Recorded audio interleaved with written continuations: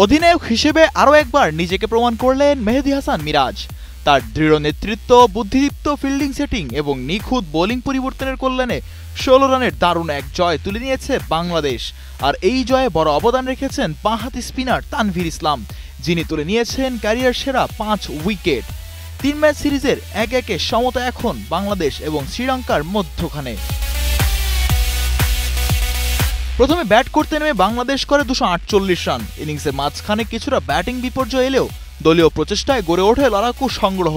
গুরুত্বপূর্ণ সময় রান করেন মিডল অর্ডার ব্যাটাররা, তবে রানের চেয়ে বেশি গুরুত্বপূর্ণ ছিল এই রানটা কিভাবে রক্ষা করা যায় সেটি ঠিক করে দেন মিরাজ।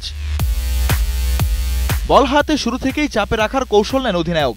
তানভীর ইসলামকে আক্রমণে আনেন সঠিক সময়ে, আর তিনিও হতাশ করেননি। চতুর্থ, পঞ্চম ও ষষ্ঠ উইকেটের পর আঘাত হেনে ম্যাচের মোড় ঘুরিয়ে দেন তরুণ এই স্পিনার। শেষ পর্যন্ত তার বোলিং ফিগার দাঁড়ায় ১০ ওভারে ৩৫ রানে ৫ উইকেট।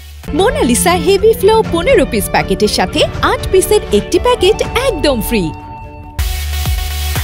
শ্রীলঙ্কার পক্ষে শেষ দিকে লিয়ানাগে একাই প্রতিরোধ গড়ে তোলেন। ৭৮ রানের এক দুর্দান্ত ইনিংসে বাংলাদেশকে চাপে ফেলেছিলেন তিনি।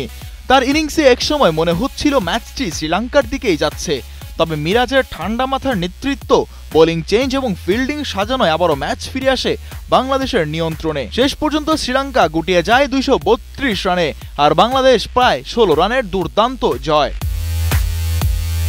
এই ম্যাচে শুধু খেলোয়াড় হিসেবেই নয়, নেতা হিসেবেও মেহেদী হাসান মিরাজ যেন আলাদা করে জ্বলে উঠলেন। মাঠে তার উপস্থিতি প্রতিটি সিদ্ধান্তে ঝরেছে পরিণত ক্যাপ্টেন্সি, আর সেই নেতৃত্বেই গড়া হলো আজকের জয়, যা বাংলাদেশের ক্রিকেটে এক নতুন আশার বার্তা। মিজানুর আশিক, কালের কণ্ঠ।